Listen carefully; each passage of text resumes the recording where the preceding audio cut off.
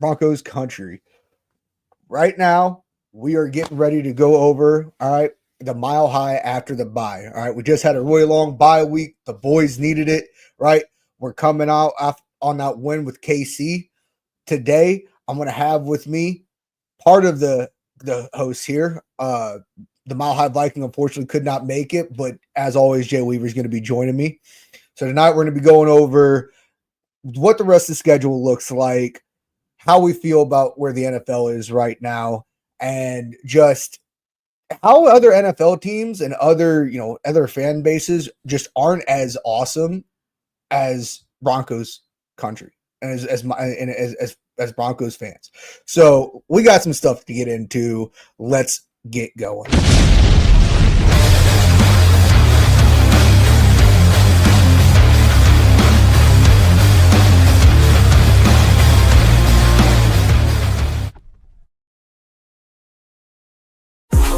Smooth, the pins to chew, breaking down plays about to debut. Never pride in every view, nothing rhymes with orange and blue. Bright lights of Mile High in our view. Nothing rhymes with orange and blue. Nothing rhymes with orange and blue. Nothing rhymes with orange and blue. From draft picks to game reviews, celebrating wins, analyzing the clues. Nothing rhymes with orange and blue.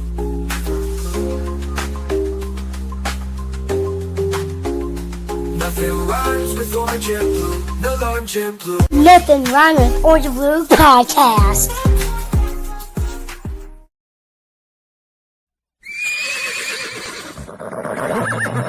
Oh, here we go, baby. Here we go. All right. So, as I said in the intro, we got some stuff to get into. Right now, I've got, on this side of me, I've got Mr. Jay, the DreamWeaver. All right, yep, there it is. The typical wave. We love to see it. How you doing, Jay? I'm doing pretty good, man. We got Thanksgiving week upon us, and I mean, man, how thankful should we be as a fan base to, other than the Patriots that have played an extra game, we are like top of the conference, top dogs, got big vibes. We should all be there, very thankful this week. Absolutely. I could not agree more. I mean, like we've had one major signing over, for somebody that's in the team. I think that's another thing that we can be thankful for. Big Nuts Lutz has been signed, I think you said, for a 4-year extension. And you know what? I don't think that, he deserves it. Can't say anything bad about that guy. Comes in clutch when we need him. I love the clip of, I think it was the Houston game where Sean Payton comes out and he looks at Will right before he kicks the game-winning field goal, and he's like, do it. And Will's just like, yeah, I got it. Dude, Lutz has been an unsung hero in his tenure of, being a Bronco, higher than I think we have anticipated when we originally got him. I mean, we said this in the offseason that, like, man, he broke Jason Elam's field goal record last season, and it was, like, not even a talked about thing. And it wasn't because of the extra game of the regular season. Like, he did it, I believe, in 16 games last year.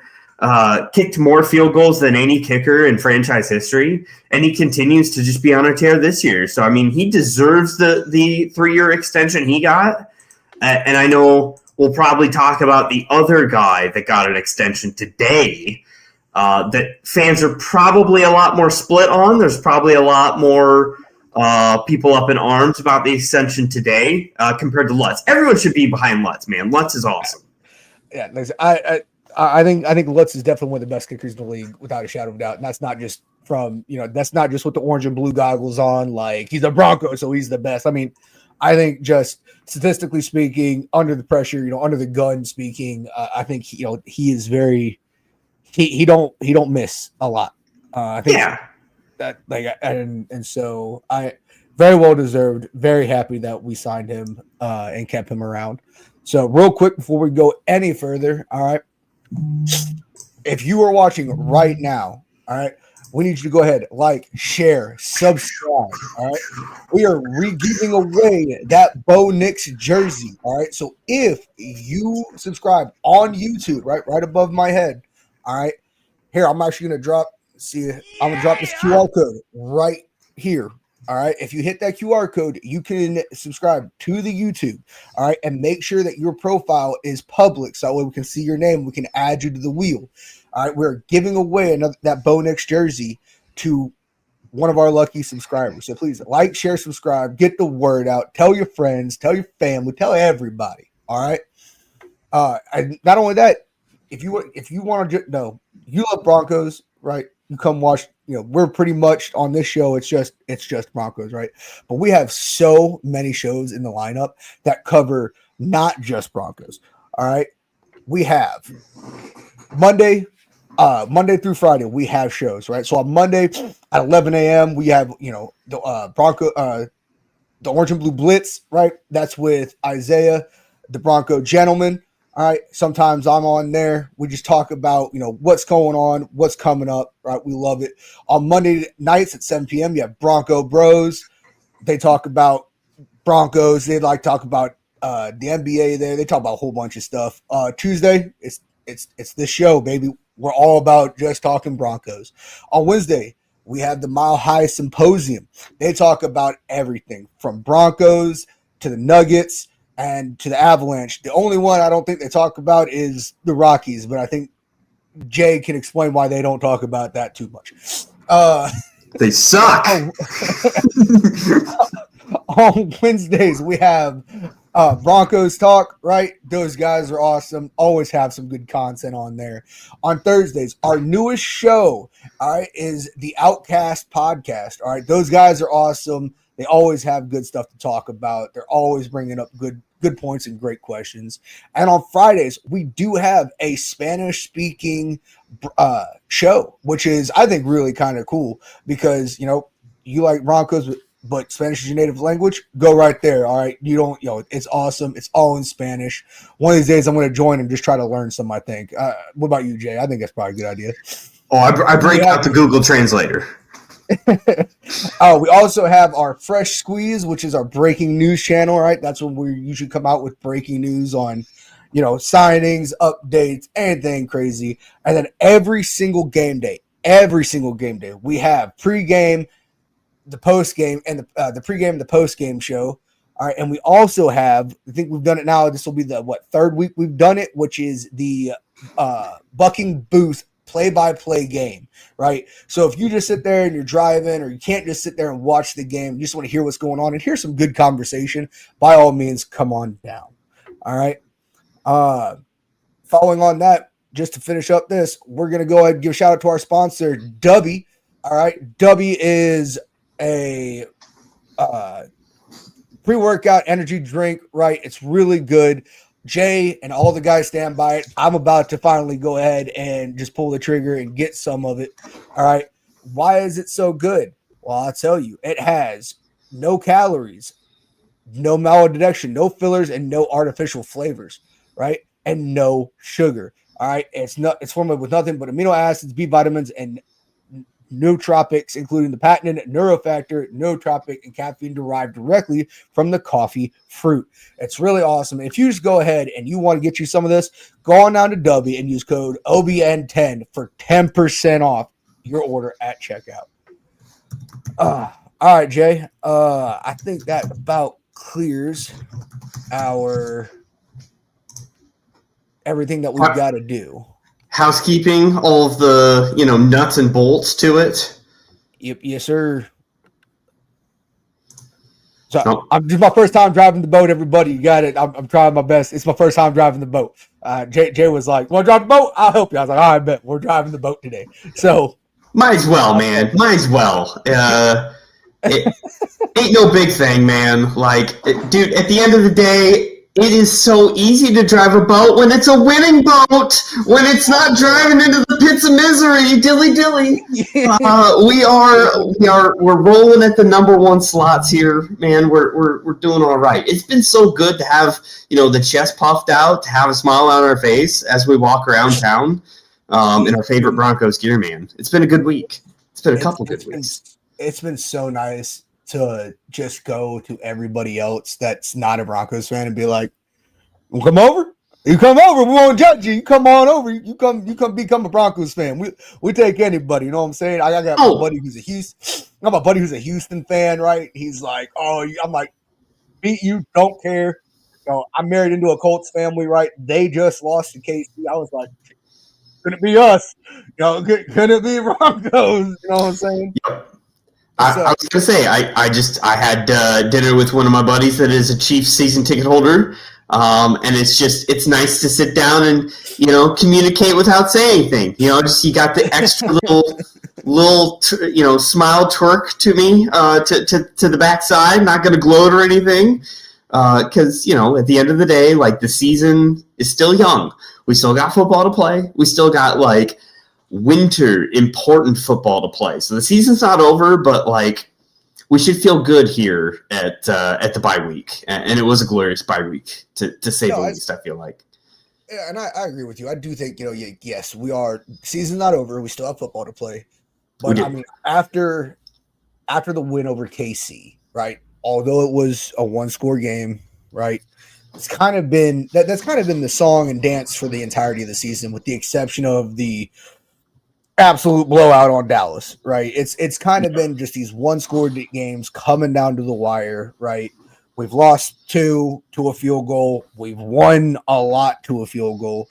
So, but coming into it, right, and coming into the season, I was hesitant about how far we would get, if we would make the playoffs. If we did, how far we would get into the playoffs, right? Because you really didn't know, right? Because we're not in a rebuild year, but we are still, right? We're in this era of tweaking, right? We're tweaking the offense. Our defense, we've tweaked, I think, enough that our defense is solid, right? We have the best red zone defense in the league, without a shadow of a doubt. We have some, even with our bumps and bruises and injuries, our defense is still holding strong, right? We went to the KC game without 2 of our biggest, defensive players, and still kept it to a one-score game and ended out with the win, right? Yeah. So, but I mean, now, with that game, I feel like we have a chance of making it past the first game of the playoffs, right? We're not going to be an immediate. I don't think this season we're in jeopardy of 1 and out like we were last year. I think we have a chance to get through a couple of games in the playoffs and get to the I do think we could get to the AFC Championship. I mean, to me, the most encouraging year-over-year change or progress that this team has made has been the way in which we've won this year compared to last year. So you kind of look back last year and you look, for example, KC Chiefs. They win a majority of their games in small margins, and whenever on the fence in a game, they always prevailed because they had the pedigree, they had the experience, they had the confidence that they knew they were going to get it done, when it counted. And, last year we were an extremely young team. I mean, we're still an extremely young team. But this year, in the same scenarios as Kansas City last year, in those really small margin games, we're getting her done. We're building the confidence. We're showing that we are maturing as a team, that we're not, inexperienced. And that's the kind of, I guess, traits that you can take from early in the year, like September football, October football, and extrapolate to January, to, the thick of winter football where it matters, when you get into the wild card round and the next round of playing cold weathered football, that it's who wants it more. It's the will.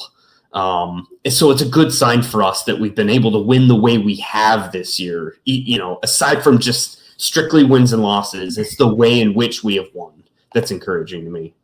So how are you feeling, especially coming into this postseason now that we know for sure JK is out, right? I'm not worried about our running back room, right? I think our running back room is really good. I know that who was it? Damian Pierce. You said I didn't want to say his name because you said that he was, you said he was dead to you. Say it 2 more times like Beetlejuice. I tell you what. But I mean, like he came out and like I know the group chat was blowing up, and they're like, "Oh, he'd be really good." And Pissed. well, see, my thing is, I'm not. For me, when we didn't get it, when we didn't go after anything during the trade deadline, right? I wasn't too concerned. I get that this was different. Like we did have a bid out there for him, but he chose, he directly chose the Chiefs, and that's fine. That's what he feels like is what's best for his career. Good luck to you. Can't wait for Hufanga to just come up and crack you one good one. You reap what you sow. Yeah. So, but I mean, I didn't foresee us reaching out and really trying to grab anybody because I think Sean Payton has confidence in this offense, and especially confidence in the rookie RJ Harvey. He's got confidence in Jaleel McLaughlin that, hey, I've got a good veteran who knows the scheme, who's been a part of this offense for a while, who can help teach and help guide this, this rookie to continuing a good run game. What do you think? No, I mean, like, we should have confidence. We should have a positive outlook. Now, I will say, let me dip in here, Yost. I don't know if I have the same confidence level as say, Gary Neighbors, who's coming in strong saying 16-2. And you know what? Like a good neighbor, Neighbors is always positive. And I appreciate him for that. Glass half full. Not to be outdone by... I think that's like 7/8 full. All right. I was going to say... Not to be outdone by the full glassmen, the glassmen that are destroying our fantasy football team. But absolutely correct. Neither here nor there. We also got Ty Fly in the house. Ty, always appreciate you dropping in. Evening, gentlemen, he says. He is half of the Incomplete podcast. And we will be doing, I believe, a lovely Incomplete section eventually here tonight, so stay tuned for that. And then, I'd be remiss if I didn't shout out the great shout out man, the hype man himself. The hype man himself, Shy Vargas. What up? So excited. I am so excited for his video this week on the Washington game. I am super excited. It's going to strike fear into the hearts of every Commanders fan that sees it. Oh, yeah. I mean... Dude, he's got the pump up. He pumps up the jams, to say the least. We also got Tim Dog in here, half of the Outcast, but he's saying sup, fellas. Appreciate him being in here. And then obviously another part of the crew, part of the OG, the gang, if you will, Bronco Rob in the house. What up, fellas? So just want to get some. Bronco Rob was. He was I think one of the first guys that I actually did without you and Johnny. I did a pregame with him. Oh, that's right, because me and Johnny were gone. Yeah, you guys were at the game, and so I was like, I'll do it. They're like, all right, Bronco Rob's he's gonna drive the boat, and I'll tell you what, dude, I love hosting with Bronco Rob. Rob is just such a great guy. He is. He's a good guy. He's a great guy. Love me some Rob. And I mean, he comes in and he makes a very good point, Jay. If we want to make it far in the playoffs, we need to score 40+ points. I don't think we need to score 40+. I think we need to at least consistently break. I want to be generous and say 25, but honestly, I think we need to consistently break 30. Let me adjust your statement a little, Bronco Rob. For us to go far in the playoffs, we need a over-under score of 40 points for each game. That means each team max out scores 20 points. We need low-scoring games. We need to lean on that defense. We need to play rough and tumble football, which usually equates to run the damn ball and stand on your defense. And that's winter football, at least in my eyes, and that's what we're about to transform into, whether we like it or not, because people like the Buffalo Bills. This is their time of the year. This is their season of football, and we got to adapt if we're part of the big boys. I don't know if it's the Bills' time of the year, because I'll tell you right now, they're beating all the important teams, but they're getting jack slapped by all the terrible ones. But that's Bills football most years, man. They suck in September. They suck early on in the year because they're not a high flying, gun slinging, crazy attack offense type of team. They're a hey, it's blizzarding, we're going to just destroy you on the line kind of team. That's what they did to us in the playoffs last year. They just shoved it down our throat. Well, listen, I knew last season we weren't going to make it far. I remember when we made the wild card round, right?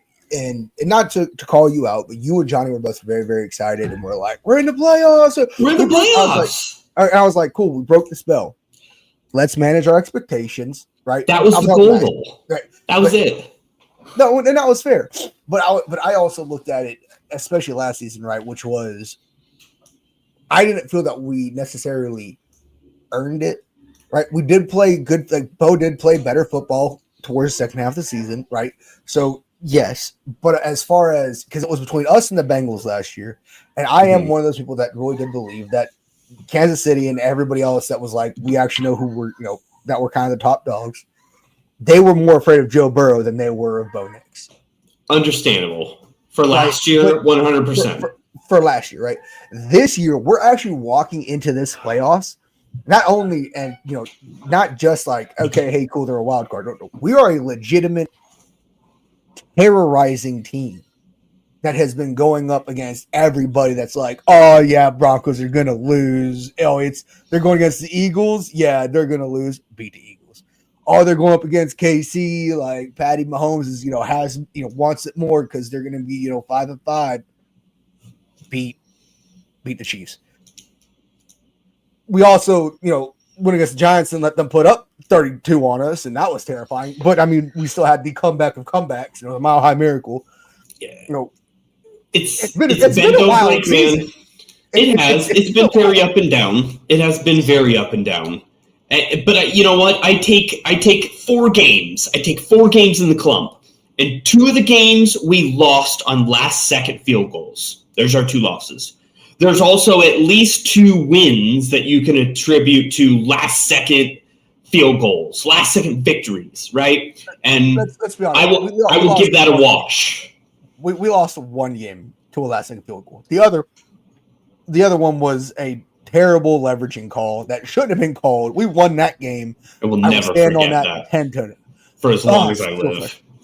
But yeah, no, you're completely right. We have been playing these 1-score games, and we have been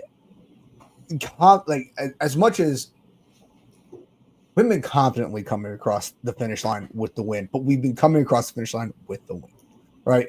Because I love it that every single time I see that clip of Sean Payton, I think it was during the Chiefs game. I can't remember what game it was, but it might have been the Giants game where we had the massive comeback.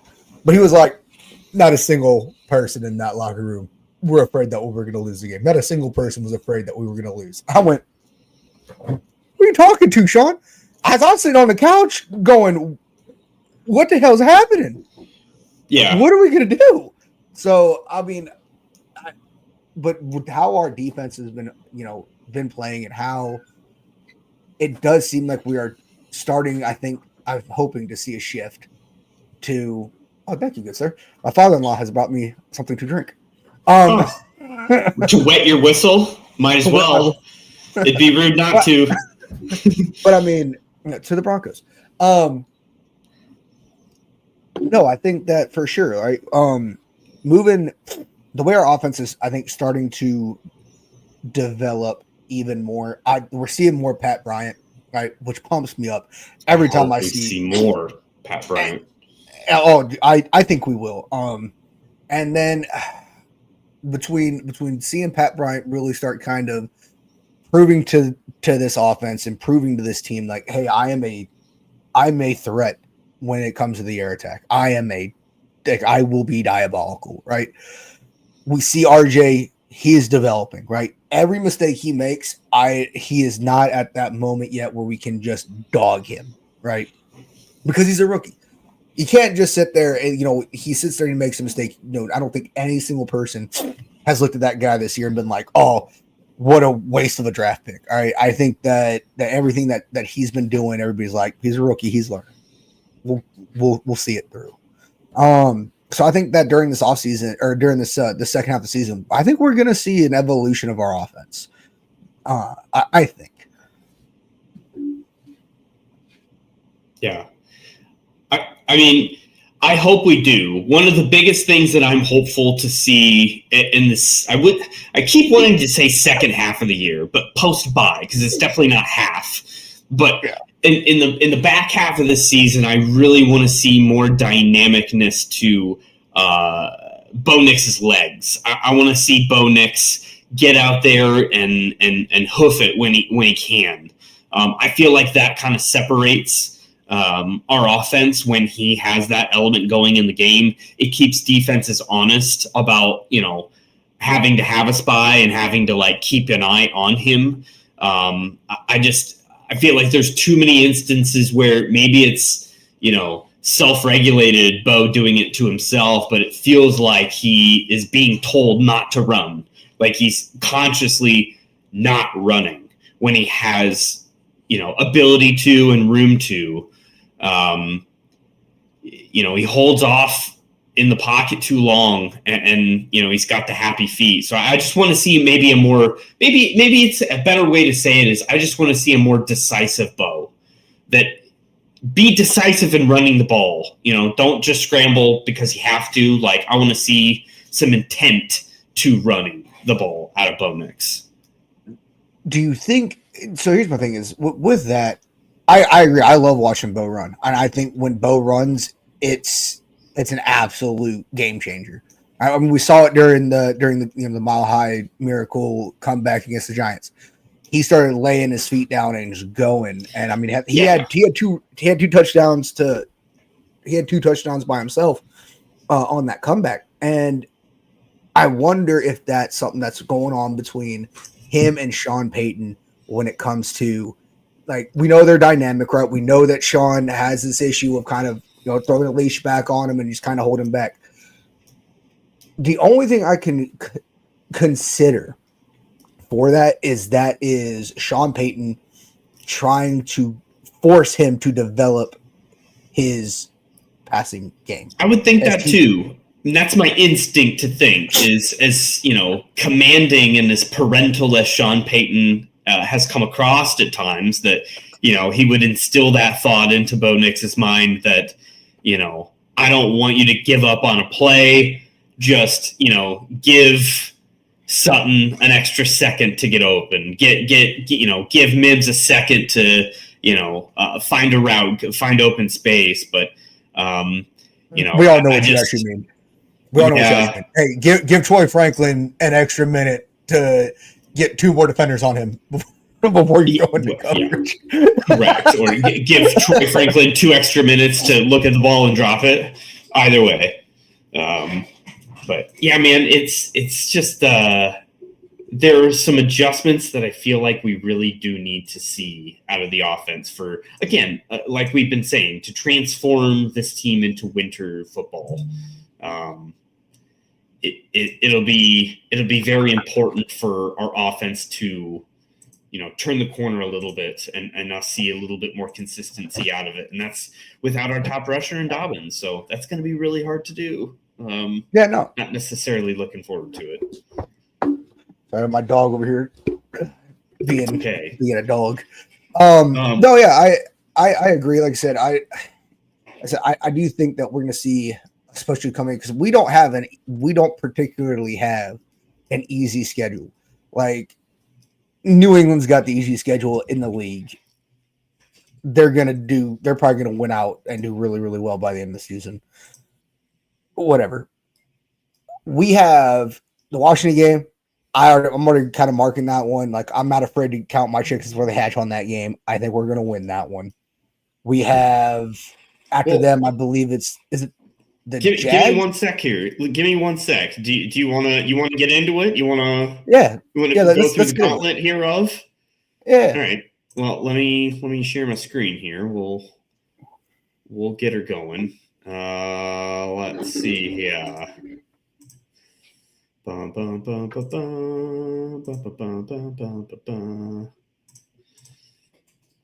So let me get to schedule here, but it's kind of interesting. The 2 road games that we've got churning here.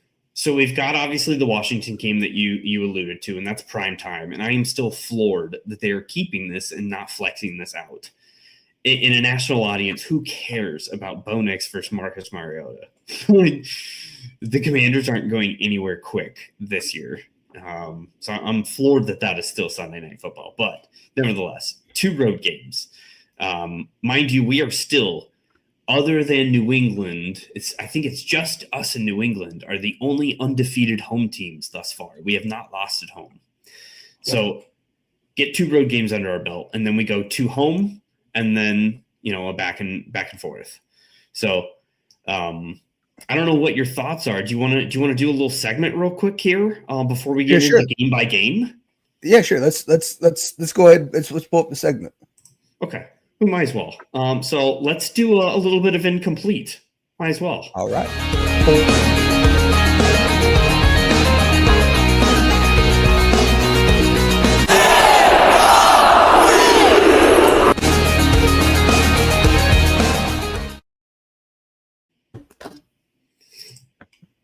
Okay, so let me put this back up. So incomplete. Right now, obviously, we're 9-2. But I kind of want to know, the Broncos will win X more games out of what we're seeing post-bye here. We've got a good 6 games on the schedule, and it's an even 3-3 split between home and away. And there are some absolute winnable games, but Grant, what do you think? What's your win total for the Broncos? The Broncos will win X more games this year.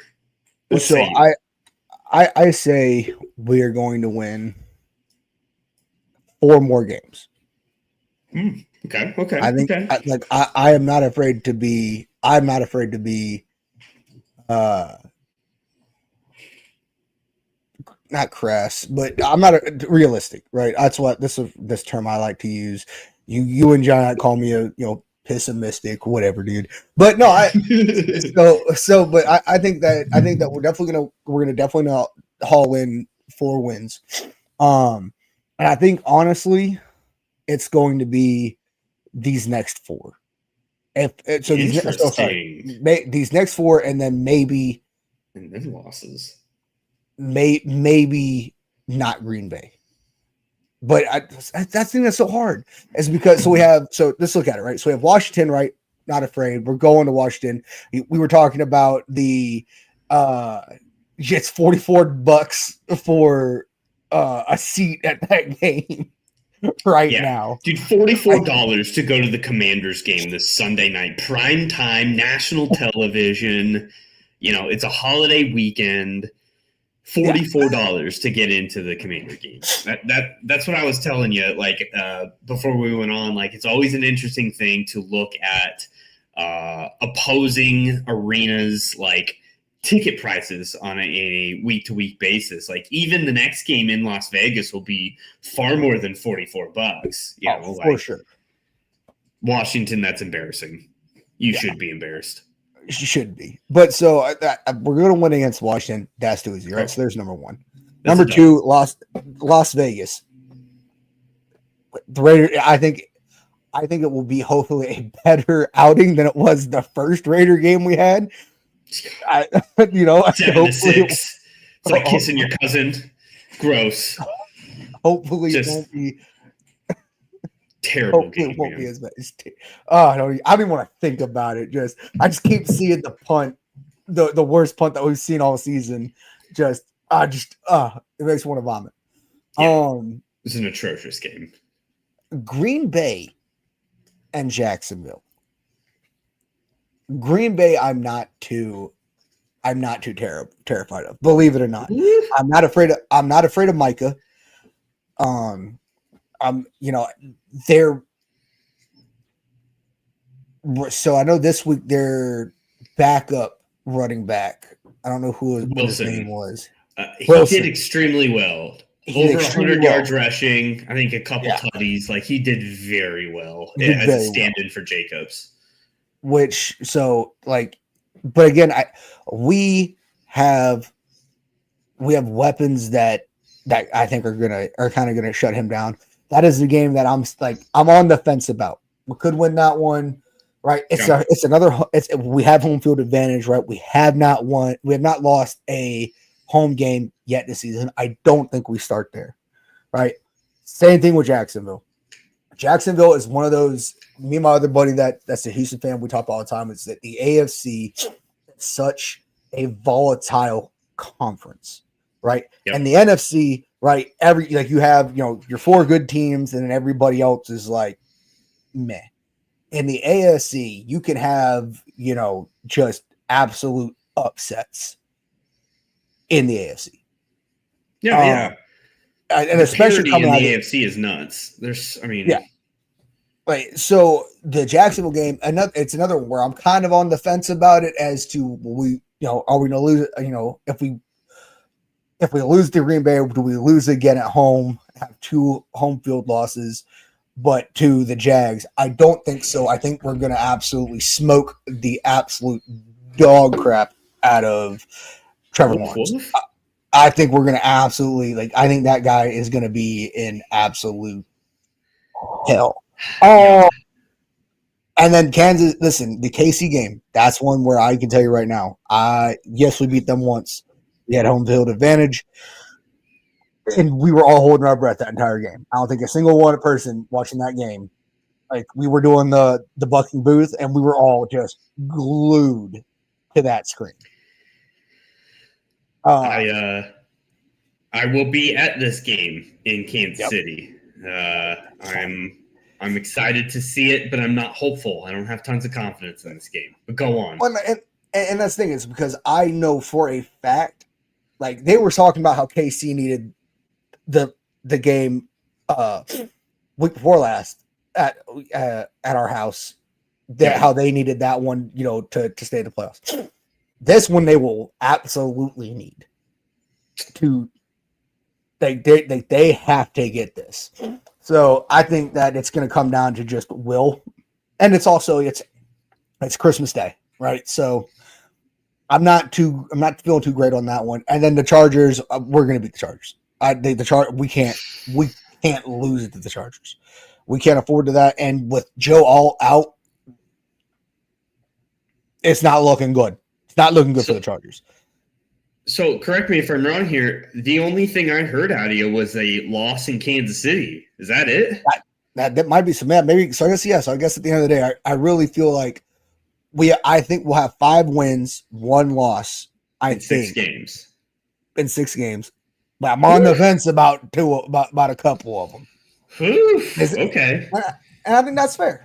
I mean, it's true. I mean, you started with the 4. You started with the 4, and then you went up to the 5. You talked yourself into the extra dub, and I don't blame you because I mean there are seemingly some pretty slam dunk victories in this little stint here of 6 games.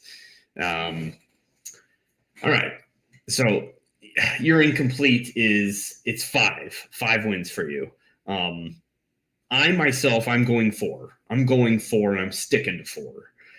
So let me walk you through mine here. I've got a W versus Washington. Marcus Mariota is going to struggle against our defense. He's barely a backup. He really shouldn't be starting games. If Jaden Daniels was full strength and we were going the full attack of Washington, I'd have second thoughts. I guess so. Preseason, looking at this game, I had this as a loss, but just purely because of the Daniels injury, that's a W for us. Going into Las Vegas, that's going to be a dub. That team is horse crap. Shadur Sanders just walked in and dominated. So, I mean, if Shadur can do it, then bonus. It's good for him. It's good for him. Okay, yeah, perfect timing. Good for him. Go. It's the Browns, but good for him. Yeah.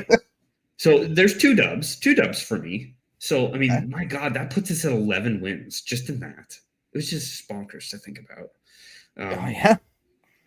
But then you get the two homes back to back here, and we are still undefeated at home at this point, right? Still undefeated. Between these 2 games, we will lose one of them. We will either lose to Green Bay because Green Bay is a really good team. They really are. They have a great pass rush. They have a great overall offense. I like Green Bay a lot. I think even Green Bay could come out of the NFC, honestly. I hold Green Bay in high regards, especially if Josh Jacobs is fully healthy by that time. So I could totally see that as a loss. If we do win versus Green Bay, I feel like the classic trap game of Jacksonville is gonna hit us hard. It's right before the holiday. So I think if we beat Green Bay, we'll lose to Jacksonville. But either way, in that little 2 game, it'll be a 1-1. No matter how it goes, it'll be a 1-1. So we'll get our first loss in that little stretch at home. Hate to say it, but it's just we're not going to go undefeated here, people. Like I said, that was those were 2 games from like I think we come out with the win, but I'm so on the fence about it. Like it's not. I'm not like, oh, it's a win. It's like we haven't lost at home. I don't think like which one of those is going to break that for us. We'll see. I personally think the Green Bay game is, to me, stamped as a loss. That's what I would guess if I had to guess. I think Jacksonville has more of a chance. Jacksonville's just a sneaky team, man. They suck weeks, and then there's weeks where like they put it together. Like they're just such a weird team. Their game they just had with the Chargers, where they blew them out. What 31-6? Yeah, dominated.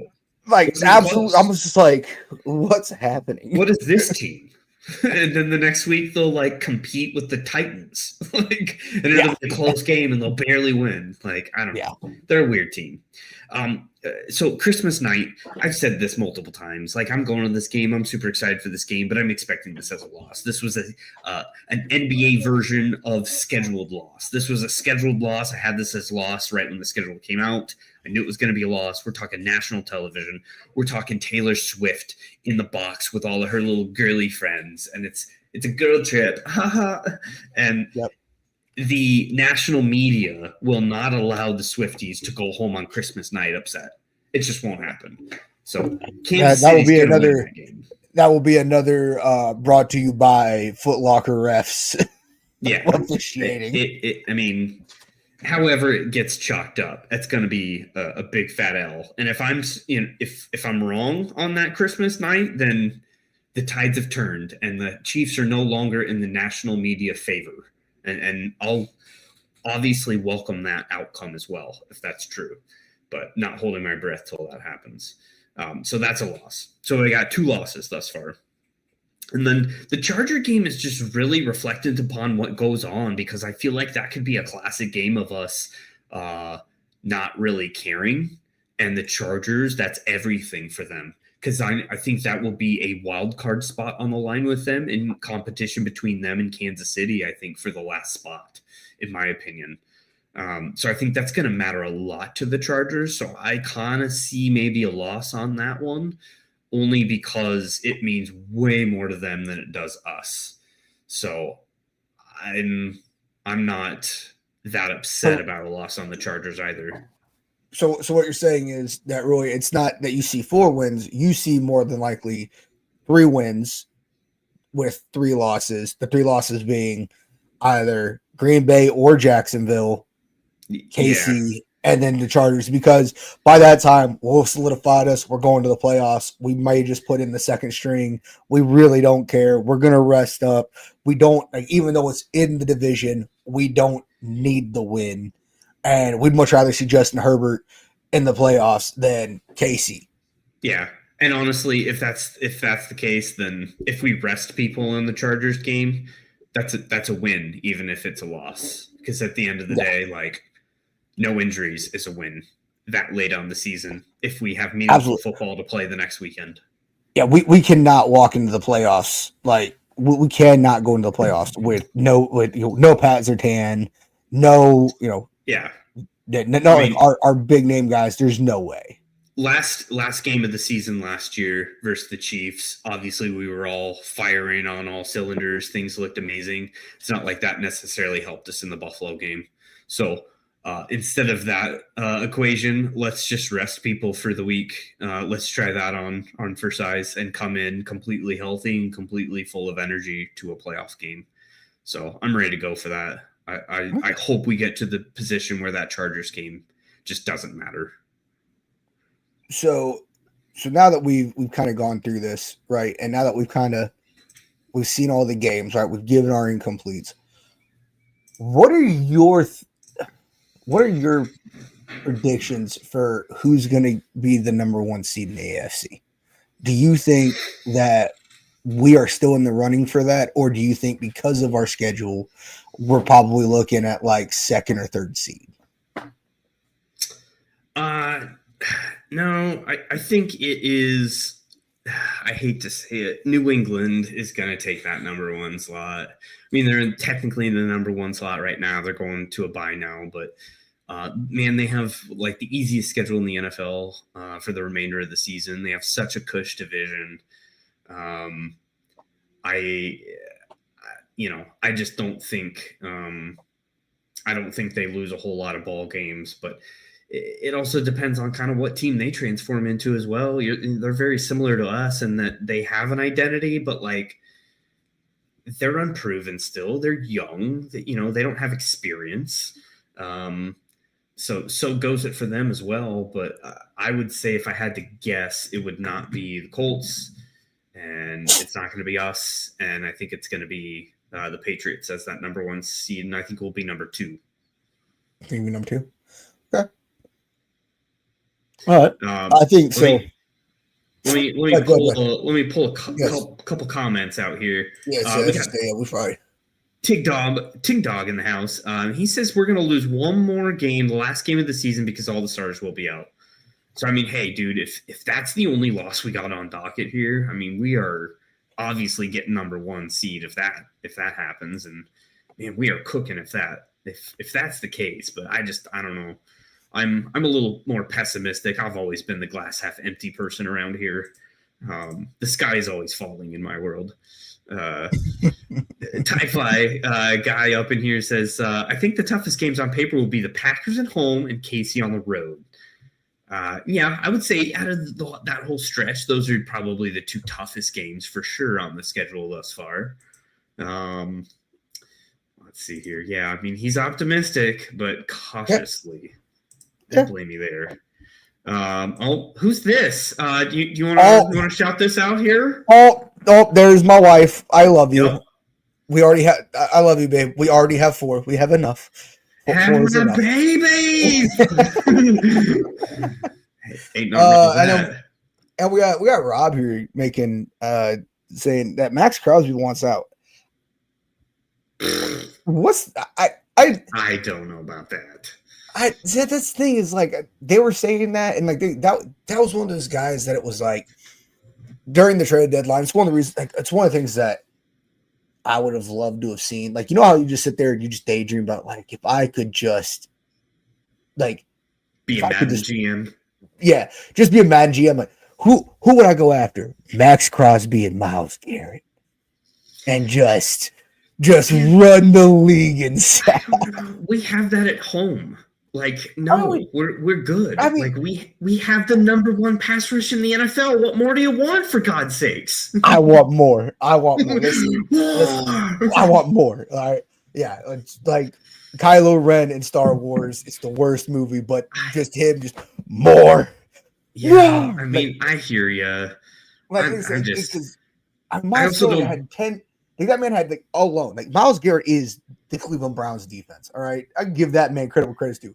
Is he dramatic? Is he a diva? Absolutely. Right. He made his bed and he just is upset he has to lie in it. But that man also comes out and gets 10 sacks in one game. And I'm like, sure. Like, we have the best pass rush of the league. We haven't, I think the most we've got is what, 6, 7? Yeah. I going back to Rob's comment, I just have a hard time believing Max Crosby wants out of Las Vegas. Man, that guy is a snapshot like mannequin of Las Vegas. He looks exactly like he belongs in Las Vegas. You turn the corner into a dark alley of Las Vegas, it's Max Crosby every time. No, every time. I agree with you. Like, every time I see that, like I said, every time I see that dude, I'm like, no, he doesn't. Max Crosby, he's angry. He wants his team to be better. He's always angry. Sure. Look at him. he's just an angry individual. So every time you see him on the sideline, you know, when his team's getting blown out by the Browns, right? You're like, you love your team though. He looks like an emo kid that never grew up. All right, he's still listening to Red Jumpsuit Apparatus on his iPod, still rocking in the locker room. Okay, just leave him alone. And I love, and I just love. I think who was lined up against him during the last game? Was it Ben Powers? Was Ben Powers lined up against him? No, it was McGlinchey. McGlinchey was up against him. Yeah, McGlinchey just and he did a very good job. He did a very good job. Because I mean, that's the thing, right? Is when you go in like certain teams, right? You go in and you're like, okay, who am I going up against? All right. Oh, I'm going up against, the Commanders, right? Who do they have? Nobody that I can think of off the top of my head. I mean, well, hold the phone here. They do have Mr. Von Miller. Let's be frank here. Okay. Is Von down there now? But let's put some respect on the name. Put some respect on that name. Absolutely. I didn't realize that 6 plays a game, 7 plays a game. He is the quintessential specialist that only has like a certain playbook in him because he just doesn't have that. But I mean, yeah, no, listen. I miss Vaughn. I miss Vaughn so much. I feel so bad when his interview. He's like, no, it's like you see the boys doing so good, and you're just like, oh, I wish I was there. I mean, granted, and I take this with a grain of salt. It was on Facebook, so shame me now. But I did see a thing saying that like he called George Payton personally and asked what the availability of getting on the team would be. Like if there was wiggle room, if they would be open to a reunion, and it was a Bronco thing of like, no, unfortunately, we don't have any room at the end. And that's got to be a disheartening thing if you're Von Miller because he so wants to be a Bronco so bad. Oh yeah, but I mean, like I said, I remember when we released him, and I think that was essentially like Max Crosby. If Max Crosby to leave the Raiders, right? That was essentially what it was like when Vaughn left. Like I don't think there was a single Broncos fan that wasn't just devastated. We're happy because he went out because he went to released movie. He went to LA and won a Super Bowl. Like yeah. So we were happy for him. We were like, you know what? Literally won Super Bowl right after. Yeah, got a Super Bowl ring. We're so happy for you. We still love you. But I mean, like to have him come back, I mean, I would see him more as I could see him come back as an assistant coach. I definitely could see him get picked up for an assistant coach. He's not that kind of guy, though. He's not a coach kind of guy, man. He's not a leader like that. He's a good guy. He's an awesome teammate, but he's not a mentor. It never has been in his career. He's never been like the outspoken captain of a team like that. That's just not. He's just a pulled back slingshot of just aim it at just aim it at the quarterback and just let it go. And he leads by example, not by what he says. He is not a vocal person like that. Well, I mean, it's go ahead. No, I was just gonna say I was just gonna throw out D-Rock in the house. D-Rock in the house. Just, hanging out with the fellas, the host with the most, Yost. Sup, chat? Always appreciate you being here, D-Rock. Very much so. But, dude, the only other thing that I really, I want to get your opinion on, and we kind of foreshadowed this. We didn't necessarily speak to it exactly, but Luke Wattenberg with a $48 million 4-year extension at the center position, arguably the weakest spot of the offensive line coming in on paper. Even before the injury, I would have put Ben Powers in higher regard than Luke Wattenberg coming into the season. I thought it was a foregone conclusion that we would address the center position in the draft coming up here. I thought it was weird that we didn't draft a center to compete with him. I think it is kind of crazy to extend a player that is your weakest link for 4 years at that. Not even like a 1-year prove it deal or some sort of small extension, like 4 years locking him down. Before I throw it back over to you, my only thoughts to why this move makes sense is that there is another move coming in the offseason to address this offensive line. And I think it's probably Ben Powers' position, that guard position. I feel like we are going to maybe go out and spend some money, spend that Russell Wilson money that we finally get alleviated from, and go invest in the offensive line in some capacity. But technically, McGlinchey and Powers are still under contract for next year. So it's just an odd thing, I think. What are your thoughts on that move?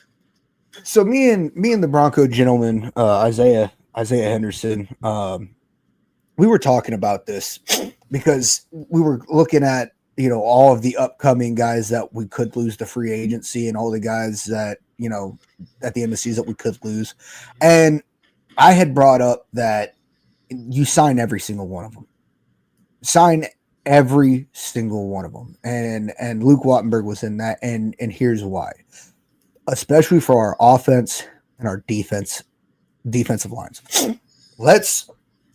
Looking at the last 11 weeks that we played, we have the most sacks in the NFL with the fewest amount of sacks allowed.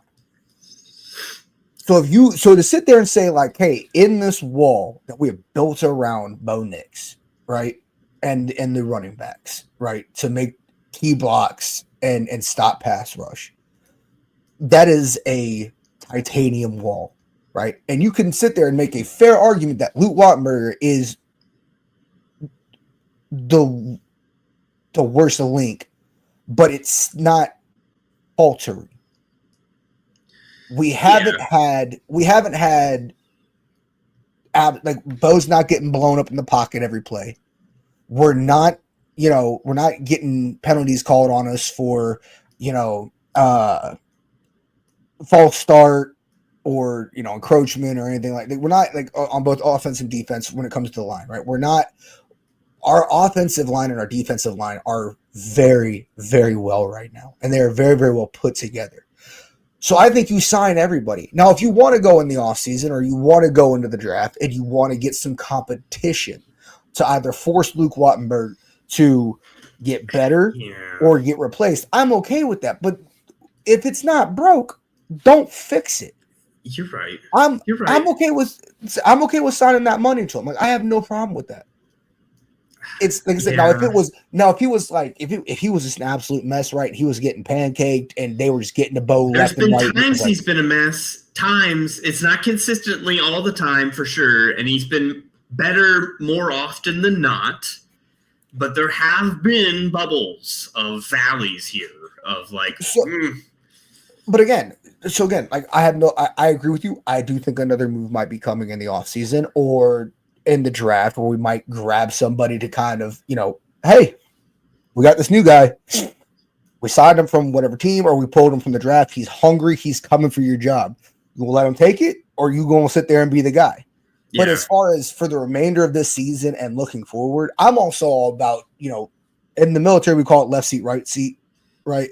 So when you're in the right seat, you're the guy that's, you're driving the train, right? And then the left seat guy is the one that you're learning from, right? So, the left seat, right seat, Luke Wattenberger with either a brand new rookie or somebody that's got to come and now learn our offensive and our playbook and our Sean Payton's mind of mania when it comes to the offense. I don't think that's necessarily a bad thing. And we're not signing the guy, Russell Wilson money. You said what, it was 48 mil? 48 for 4 years. So, I mean, it's how much of it guaranteed? 12 million. It's like 24 or something like that guaranteed. So like basically half. So it's basically like a guaranteed 2-year extension, if you think of it that way, with two extra years as options. Yeah. But what that means is that, to me, in my eyes, like, you're not drafting a center because you're not drafting someone and at the same breath signing someone to a 4-year deal, which would mirror a rookie contract. Rookie contract signing for 4 years unless they're a first rounder and they're getting the 5th year. So like those timelines don't mix to me. I also don't understand, in my opinion, why you don't necessarily wait to see what's out there available and you do the same deal in the off season compared to in season. I don't know if rewarding him right now is advantageous compared to waiting. As far as timing of this, that's kind of questionable to me as well. Again, that just ties into what I was saying earlier about how we didn't make any moves during the trade deadline. We didn't. We didn't make any moves in the trade deadline. Sure, we floated an offer to Damian Pierce, but George and Sean are not out here hunting, right? They're not out here like this is going to be my guy. I'm going to put it there, and so this signing makes sense to me along that lines of George and Sean both go. He's good. We're going to keep him here. We'll be fine. If something better comes along, we'll see what happens. But I think it's just like I said, the fact that we had because again, it all just directly back to the trade deadline. We're not out there actively going, we got this Walmart money, let's spend it. Because if we were, then we would. So they have to have some vote of confidence. Yeah. At some point, I think we will. Like, the time will come where, again, you have a rookie quarterback deal right now, and a quarterback that you are guaranteed with, like, that's your guy. And when you have your guy under a rookie contract with a quarterback, like, man, you pounce when it comes to other skilled positions and spending money because you have cost control quarterback play. And speaking of quarterback, another point I guess I want to ask or hope in this scenario of signing Wattenberg here is I hope they asked Bo Nix's opinion. The center quarterback exchange and the relationship that they have together is extremely crucial, especially in the development of, at the line adjustments and audibles. And I can't help but think that, you sign Wattenberg up for 4 years. Well, that's going to bleed into Bo's next contract here. So, at the end of the day, too, that's, two positions that have huge synergy together. Bo is, touching Wattenberg's butt every other play here. So, you got to, green light the guy that you got to touch his behind every play here. So, hopefully, Bo signed off on this extension. I think, and you know what, I'll tell you right now is I became a fan in 2015, right, when we won the Super Bowl. I don't know how close-knit that team was. The defense, just from hearing like guys like Aqib Talib and Von Miller talk about that defense was so tight-knit and so, this is more than a game at this point. We are a family, right? But as now, it's 10 years later, this team feels so much more than just a football team. Like, these guys stand by each other. They love each other. 10 toes down. Like, they really do. So I have a very strong suspicion with this lot. Like, if you're questioning or if you're wondering, like, what was Bo maybe talked to? If he was, there is not a shadow of a doubt in my mind that Bo was like, he's my center. Pay him his money.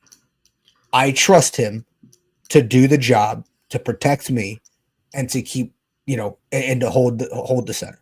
And again, I think that just goes to show like this team is so close, and just like I said, you just see these guys just defend each other against the media, against everybody. Like, don't you dare come after my quarterback. Don't you dare come after my receivers. Don't you dare come after my running backs.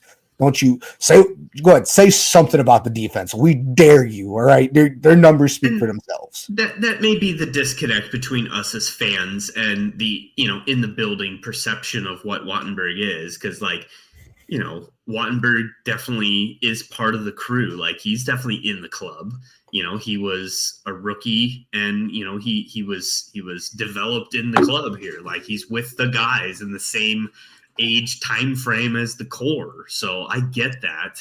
I just also understand the faction of Broncos country that it's up in arms today saying, why the hell would we just go extend the weakest part of our offense for 4 years?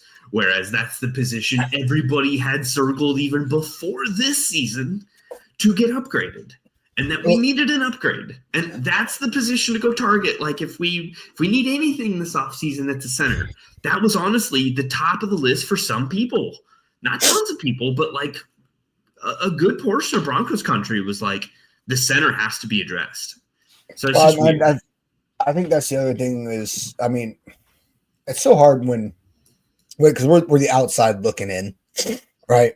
And it's really hard. Like, I mean, I know we were talking about, like, you know, when you came into the to the Blitz podcast and you were like, we should have gotten rid of Singleton, you know, beginning of this season. And I'm like, We should have. I mean, you see, and that's the thing. You say we should have. I think that, you know what, dude, Singleton, again, is he maybe the weakest link when it comes to okay. But is it costing us games? Is it costing us those absolute blowout losses that we've been dealing with for the last decade since we won the Super Bowl? Yeah. No. I get that. I look at it from the point of view as well that, like, boy, we sure didn't see Singleton's absence a whole lot versus Kansas City. We looked fine. Like, man down, things looked fine. We didn't see Pat Surtain. We didn't win his law. So are you saying get rid of Pat Surtain? Or are you saying, you make the same argument? You're not wrong. You're not wrong. You're not wrong. But I just we've looked at this depth chart on paper for so many years, and we've sung praises for these guys for a lot of these years. But we know them long enough to know their weaknesses, and maybe that's our problem, is we glean too much on the weaknesses of some of these players, and we don't look at the totality of what they bring from a skill set position. We gloss over all the positives. And maybe we do the same thing for someone like a Wattenberg. Same thing. We've seen some down times in Wattenberg land, but he's got a pretty high floor, to your point. Like, he doesn't F up too often. Like, he really doesn't. Everybody makes mistakes. Even veterans, even guys that have been in the game for a long time, they make mistakes. You know, it's a game, right? And 200, 300 plus pounds is a lot of motivation every now and again. You know what I'm saying? But as far as just, like I said, if he was buckling, I'd be like, what are we doing? But like I said, if he is that's the weakest link in this absolute wall that hasn't broken. Yeah. And it hasn't crumbled at all. That's more of a testament to the strength of the unit, not the weakest link of the unit. That's just, holy cow, this is just a nuts department we got here. But the thing is that, but that's the weakest link. You're right. But it's the thing is, you know what I'm saying? Like, this is the worst thing that we got. Yeah. Okay. Like. Yep. And by the way, what a man! Singleton going on Good Morning America. I don't know if you saw the interview. So, dude, he was, he went out and he did the whole publicity tour of like, yep, I got cancer mid-season, being an NFL player. And, thank God for the intermediate testing, and they detected it before anything developed, advanced, and all these things. But then it comes out saying he had a surgery. He's taken a week, which he did for the bye week, and he's going to start practicing next week. The man gets cancer operation, gets a tumor removed, and he's back on the practice field like nothing. Oh, yeah. Ain't no thing. I'm ready. I'm ready to go. That's insane. Dude, what a baller. I tie that to a camaraderie in the team. Like, hey boys, I'm hurt, but I'm coming back. Like, there ain't no chance. Like, I'm sitting this one out. You don't do that for a 3-win football team. You don't do that for a crappy, season's over team. Yeah, no, you're like, oh no, I'm laid up. Like, the fact that he wants to get back out there, it just pumps me up, and I'm just pretty crazy. Yeah, no, I'm super excited. What game do you think? As I sure as heck, I don't think he's gonna be in the Washington game. No, he will not. When do you think he'll actually make it back on to the field? I think he'll be back on the Green Bay game. I think he'll do without for the 2 road games, and then going back home. That home stance for the closeout of the season, I think he'll be good to go. Yeah, that's what I was thinking. I was like, I'm probably gonna be the Green Bay game. Like, no, for sure it's not gonna be probably the next one, but yeah, I think you're right on that one. That's insane though, for him to even just come back this season, let alone in like 3 weeks. That's just bonkers, man. Like, the dude had cancer. They Insane. can't stop, won't stop. Nope. It's pretty bonkers. I don't know. Well, What other tidbits did you have? Any other newsworthy things? The only other tidbit I had was your opinions on. Everybody yells about it. Everybody screams about it. The officiating in the NFL, the referees in the NFL. What do we have to do to get like European soccer tier referees in the NFL? Like, is it like, what do we have to do? Because I have seen I've been watching all the games, right? I got into it last year when I started doing fantasy, and I really got into it. Like, I watch almost every game, right? Because I have at least one or two players at every game. So I'm just watching them all. And some of these freaking calls are absolutely wild. The biggest one, I think, for this week was the Colts versus KC game, where they breathe on Pat Mahomes, and it's roughing the passer.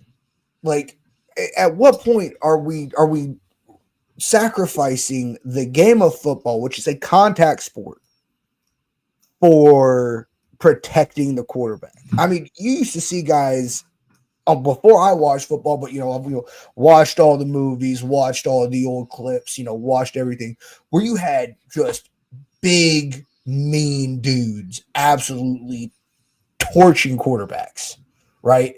And the quarterback gets up, he gets back in the pocket, he gets back behind center, and he goes after the next play. Like, is it that we're just so afraid because of all the controversies with, concussions? Is it that because a lot of guys that are defensive players that are now, media pundits like JJ Watt and, all these other guys are like, you can't stop the train when it's come. Yeah, once you're barreling down on someone, it's hard to ease up if, a quarterback slides last second, or, a player leads with his head and you're already head first going into someone or something like that, and ankles to that. I get that. I don't know. Like, the overarching opinion I've always had about the refereeing in the NFL is like, there's the facet of the message that's coming from New York that is given to these refs on a week in, week out basis of like, here's calls that we're trying to emphasize. Here's things that like we've seen on tape of the trends of what hasn't been officiated correctly. And we want to make sure to have a correction to those missed calls thus far in the year. So there's every once in a while, you'll see a random week where you feel like there's an overcorrection of, too many pass interference or too less amount of pass interference. And there's never been like the true consistency of like week 1 is officiated the same as week 16. Very rarely do you have comparable, weeks like that. And there's, like I said, the facet of New York, just the New York influence that has nothing to do with the actual zebras in itself. But then you also have the actual zebras in themselves that are part-time employees that have full-time actual careers outside of what they're doing. Like, this is a multi-billion-dollar industry. The fact that we can't get full-time referees it makes zero sense. It's so stupid how they don't have, just put them on retainer for God's sakes. They can just not work during the off season, or my God, they should have maybe some additional trainings or something if they're full-time employees in the off season. Like, you can find some things for them to do. So full-time referees is a big deal. No, I wholeheartedly agree with that. I say it just because here's the thing is that not only is it the officiating, right? It's guys that use that officiating scheme and they play the system, right? Well, yeah. Biggest one for me, right? And it's not just because he's a rival. It's not just because I just hate this team through and through because they just annoy the absolute malarkey out of me. KC, Patrick Mahomes, that man, as soon as he gets touched, he looks at a ref. They got my face mask. Face mask. They got my face mask. when McMillan hit him, right? McMillan jumps in the air and drops his shoulder pad on top of his head, right, and sacks him. The first thing he did is he turned, he got up, and he looked at a ref and went helmet to helmet. I was like, it was a shoulder pad. What are you talking about? What are you trying to get? Like, okay, I get you're trying to win the game, but you can't even. Like, are you just that unafraid to just look like an absolute, just terrible human being that you're willing to sit there and be like, I deserve a flag because I think it's helmet to helmet? Like, Yeah, it's like, at what point, like, how do we keep, like, again, does that go into having full-time refs that can actually see it and know, like, I don't care what you say, I don't care who you are. That's not that's not roughing the passer. That's not, But I feel like that lies back to my first point of just consistency in a week out to week out basis, because he wouldn't expect the crazy star treatment if he didn't already get it at one point in the past, right? Like, that's the expectation. That's the standard that he has set in his mind, because he's had that most of his career. So it just so happens that, again, there's an overcorrection where I'm and cue me up, Chief fans, right here, cue me up. The Chiefs have not gotten the benefit of the doubt in a lot of instances this NFL season when it comes to referees on the toss-up calls that they did last year, that they absolutely did, that it was documented they did. Like, it was an overabundance of obviousness that, like, someone was favoring Kansas City in toss-up calls. Well, it's the same thing with and I'll even go against the Eagles with the tush push. Like, the same thing. There's inconsistencies of how the tush push is officiated. False starts is crazily abundant out of them. Blatant false start on a tush push. Yep, 100%. And you said the same thing last year about Juwan Taylor, the right tackle out of the Chiefs, of that he had a false start every single snap. He was jumping before the full line because, he obviously has some confidence issues in being able to cover. So he always had, like, that extra foot back that just jumped preemptively, and it was never called. And, we called that out for a long time. But I say that to say that, like, this year I feel like there has been some better referee consistency when it comes to Kansas City. But Patrick Mahomes won't let it go that, like, no, we're the Chiefs. Like, we're supposed to get this call. Like, that's how he still acts. It's not his fault. I agree, and I feel like I agree with you that the Chiefs definitely this season have had, most of the calls that would have gone for them last season. Fair. It's been a lot more fair. I just think, though, just the inconsistency across the league as a whole is, the Cowboys. The Cowboys Eagles game, they had a penalty for, I think it was roughing the kicker. It was on a punt because he touched the ball, and they said it was like, you look at the tape and it's like, what's getting called here? Poor Riley Moss breathes on a receiver, and it's defensive pass interference. Like, what was it? The Texans blocked one of our field goals, and it was like more egregious of leverage than it was the instance of the Colts, where we got called to lose an entire game over a bull crap call like that. And the Houston Texans get to pull that off with nothing, no ramifications whatsoever. It's super, again, just consistency in it, man. Like, if that's how it is, then so be it. But, like, it can't be so wildly indiscretion to what referee is on the field to what they call. Like, there's got to be an oversight to, like, how we're calling it. Just consistency so everybody's on the same page. It's frustrating that there isn't. Yeah. So the last thing I want to go over, just because I just think it'll be fun. I just want to. We have about 10 more minutes before we're going to wrap things up. But I just want to. I've been watching. So a couple nights ago, I put on the Underdog story on Hulu. It's the Kurt Warner story. Oh God.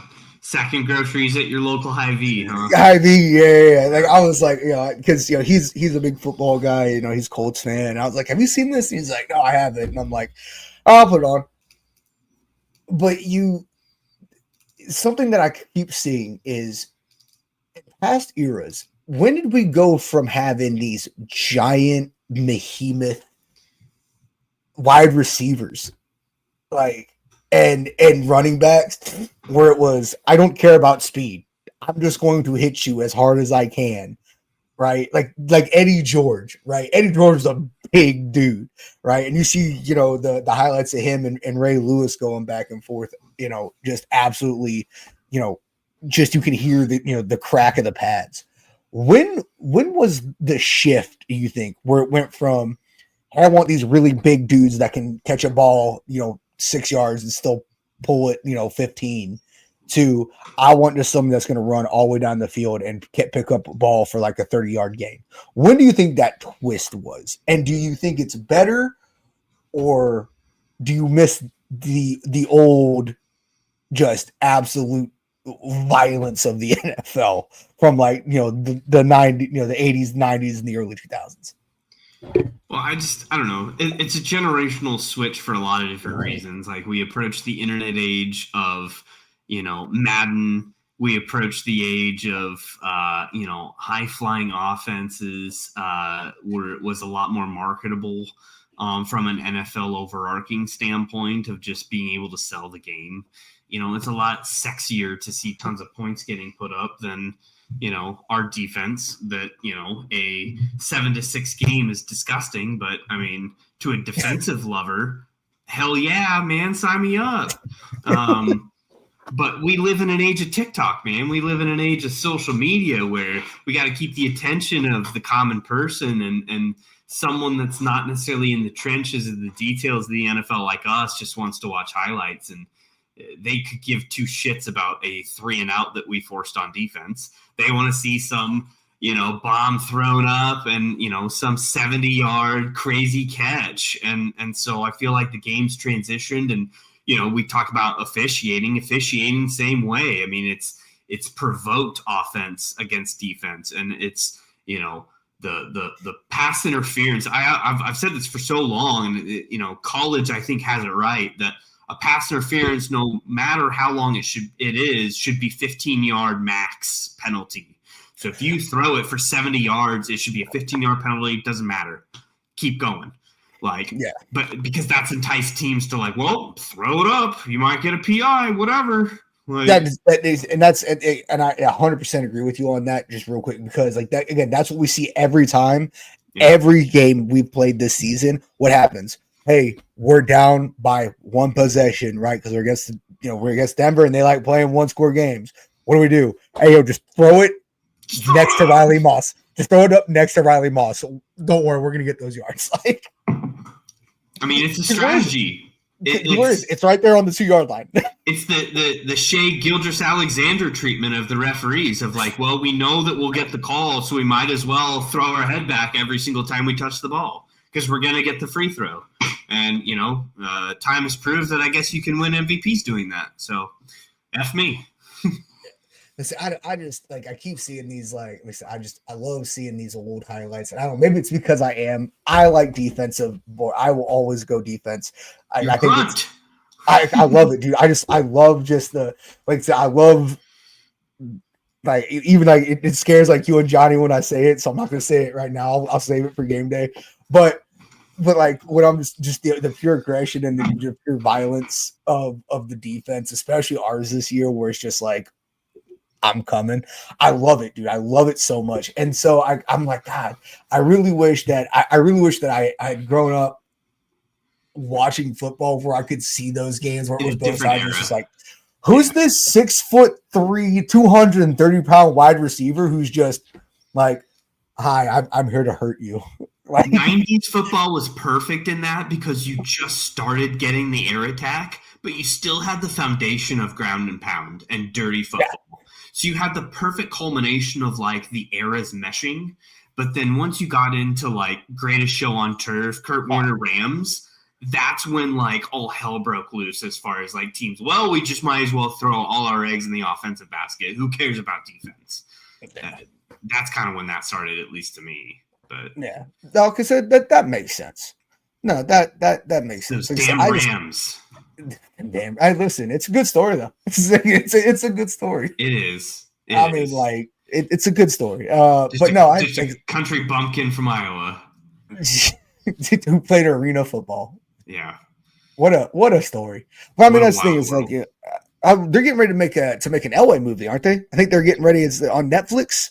Yeah, it's on Netflix. So it's a documentary about his entire life, his career. So it just premiered in a Denver film festival. I want to say like a week or so ago. And it'll be coming out at the end of December on Netflix officially. So that'll be a really cool watch, as any Bronco fan would love, obviously, to see a Bronco documentary on something as mainstream as just normal Netflix. Like the whole world will see it. So pretty cool.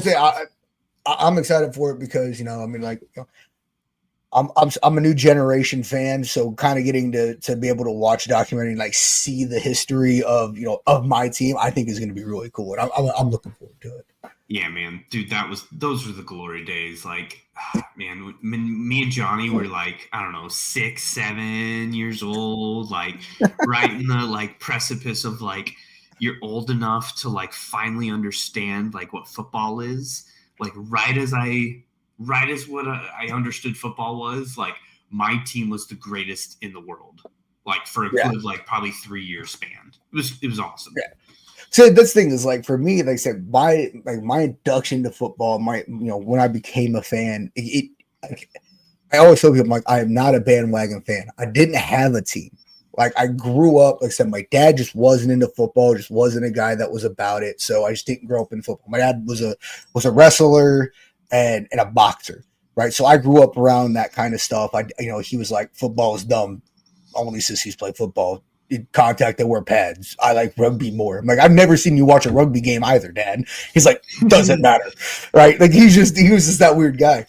But I mean, so when I became a Broncos fan, it just happened to coincide with Super Bowl 50 season, and I was like, I'm in love.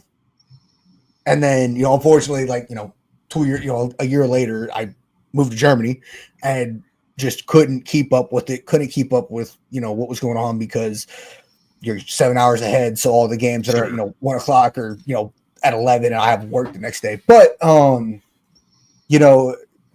back and getting back into it, I mean, it's just I've fallen in love with this game to where I love that I'm a part of it, and I'd love to see that. I think our team is on the verge of that kind of an era, right? I don't think I would love to have a 10-year era like the Kansas City Chiefs. I would love to have that era. But you know what I think is probably more foreseeable as a good 3 or 4 year stint of just us consistently in the playoffs, consistently getting to the AFC Championship and getting to Super Bowls. I could see like 3 or 4 years, and I would love to see that. But I was going to say, man, it could happen. Vance Joseph on a Gorilla Sports podcast this week said he can see Bo Nix being the next version of John Elway.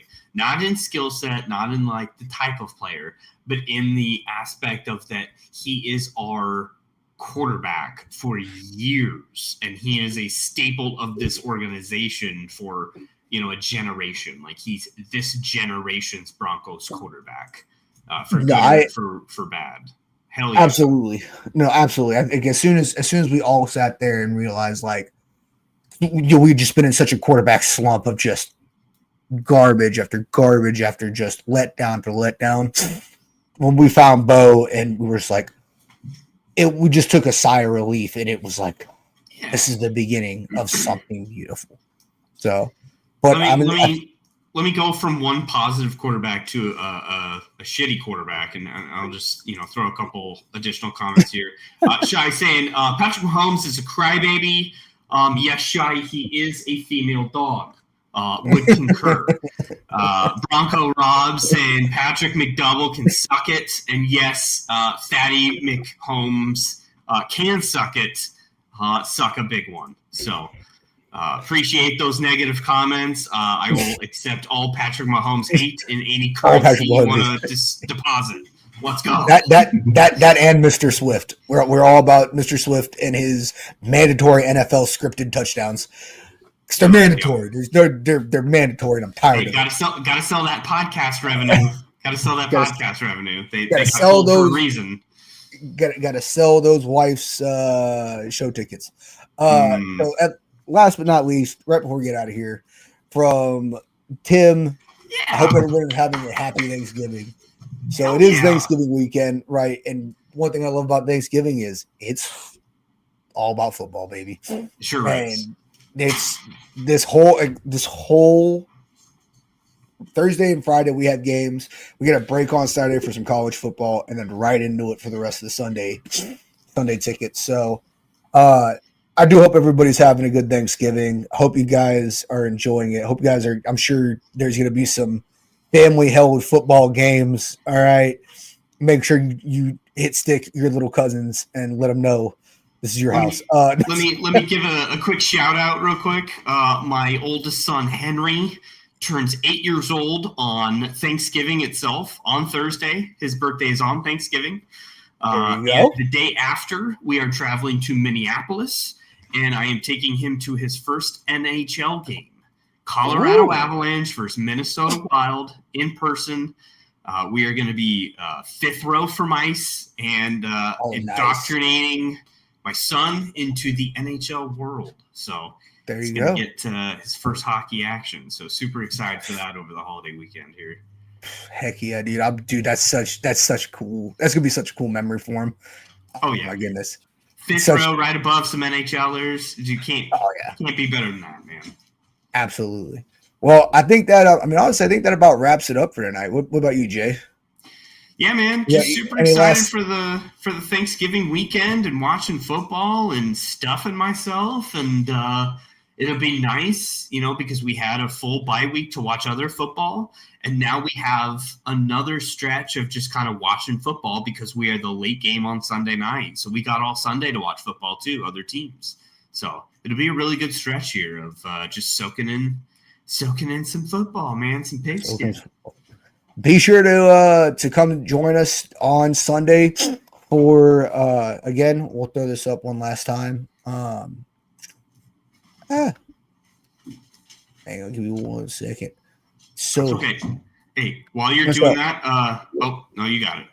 One last time. So we do have we're gonna have the pregame show. I don't know if who's going to be hosting that quite yet, but we will have the pregame show on Sunday, an hour before the game.